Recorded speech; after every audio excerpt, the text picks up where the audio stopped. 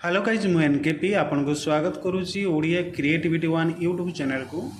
Friends आज भिडियोटी अत्यंत गुरुत्वपूर्ण अटे। जमती कि आपन जानिथिबे पूर्वर जो माने सुभद्रा योजना रे आवेदन करि पार नथिले से माने वर्तमान नूतन भाव में आवेदन करेंगे।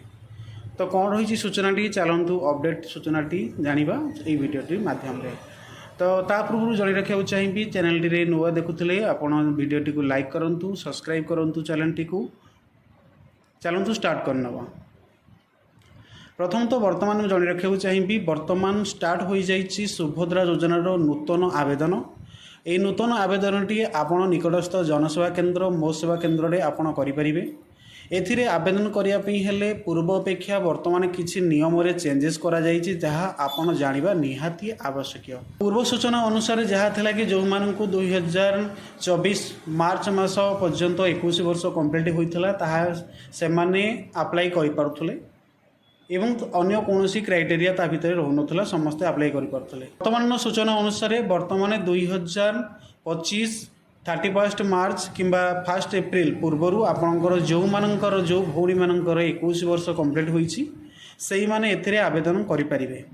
ता छड़ा जो छात्री माने केंद्र सरकार हो किंबा राज्य सरकार तरफ कौनसी स्कॉलरशिप भी 18,000 ऊर्ध्व पैसा पाउछन्ति तो से माने एथिरे शामिल होई परिबे नहीं बा तांको जदी अप्लाई करूछन तांको फॉर्म टी रिजेक्ट होई जेबो। ये थला गुरुत्वपूर्ण इंफॉर्मेशन टी।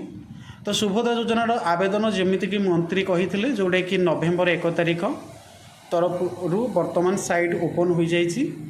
तो ये आपन को आउ गोटे चेंजेस रही पूर्व वर्ष जो फॉर्म टी मिलता ता वर्तमान आउ किसी उपाय फॉर्म टी आसी मुझे आपको देखई दो। वर्तमान नूतन भाव जो फॉर्म टी आसी से किसी एपरी भाव में आपणकर विजिबल हो जोटा कि आपड़ वर्तमान देखिपुं। तो पूर्व वर्ष अपेक्षा टिके भिन्न होती कलर एवं डिजाइन एवं आ छड़ा आउ किसी व्यतिक्रम होना बा आ छड़ा आउ किसी परिवर्तन होना।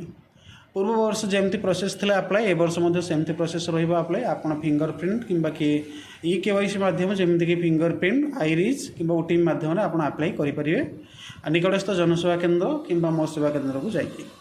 तो ये फॉर्म टी वर्तमान आपणकर नियरेस्ट जो अंगनवाड़ी केन्द्र अच्छी सेठी उपलब्ध हो सारी जहाँ भी अपडेट सूचना अच्छी आपड़ सेठू संग्रह करिकी फॉर्म फिलअप करिकी आपण सेंटर को जातु और सेठी अप्लाई करनी जोटा कि यही जो अप्लाई करेंगे जो आसंता मार्च मास 8 तारिख दिन आपन को एकाथर की सब पैसा मिल जावर सूचना रही अच्छी।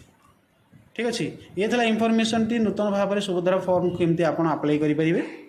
यदि वीडियोटी भल लगी तो लाइक करूँ, शेयर करनी। आज भाई ये जय जगन्नाथ, धन्यवाद।